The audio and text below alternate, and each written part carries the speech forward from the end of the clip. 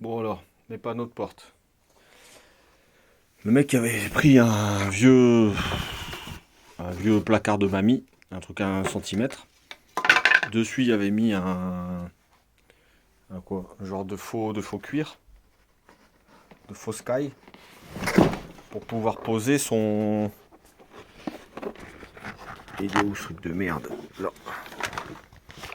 Pour pouvoir poser le truc, le haut-parleur dessus. Ok.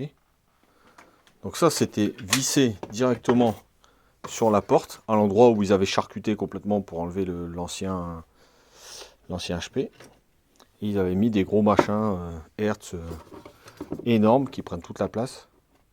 Et du coup, avec le couvercle, et ben, ça faisait un truc gigantesque, ça dépassait, c'était orange, c'était dégueulasse, un son pourri, etc., etc.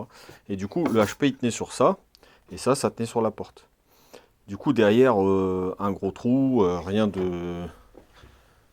d'isolé, quoi. Comme là-bas, on peut voir là-bas, hop, tout ça, ça a un creux, quoi. Et donc la même chose ici. Donc moi, ce que j'ai fait, j'ai terminé, c'est que j'ai fait les plaques directement. Donc là, j'ai mon HP MTX avec mon filtre. Tout est déjà branché. J'ai plus qu'à brancher ça au niveau de la porte. Et en haut, le petit fil au tweeter. Et là, c'est exactement la même chose. Hein. C'est un HP de 16 cm. Mais là, il est mis sur la plaque qui va être mise sur la porte. Donc déjà, ça bouge tous les trous. Je vais mettre de la feutrine. Et là, j'ai un système sur la porte. Et du coup, ça fait 16 cm. Donc c'est grand, puisque c'est grand comme l'autre. Donc c'est un peu emmerdant. Parce que du coup, ça prend beaucoup de place, quoi. Donc j'ai le deuxième qui est là. Comme ça prend beaucoup de place, et ben je vais faire autrement. C'est là que j'arrive sur ma porte. Donc en fait, lui, il avait fait un truc comme ça d'1 cm. Moi déjà, j'en ai fait un de 5000. Là, il n'est pas encore fixé, hein, à moitié, quoi. Il doit encore être serré. J'ai acheté une feutrine, comme ça, noire, que je vais mettre dessus. Et là, j'ai mis, du coup, les coques de mes MTX, mais de mes haut-parleurs arrière qui sont en 13 cm. Du coup, le HP qui est dedans, ça va être l'autre de 16. Mais le son, il sortira quand même. Et puis là, ça fait un truc quasiment d'origine, de 13.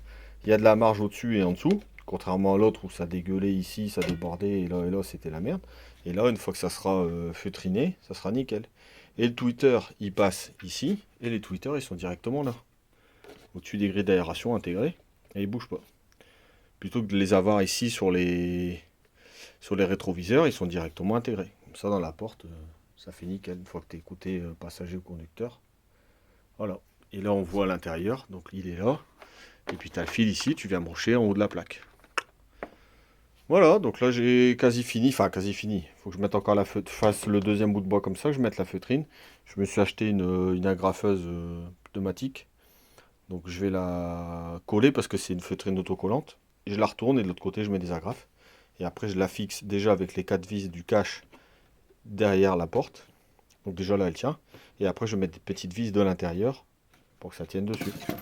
Et ça sera nickel. Et ça fait une belle porte sono intégrée, pas dégueulasse. Voilà, voilà.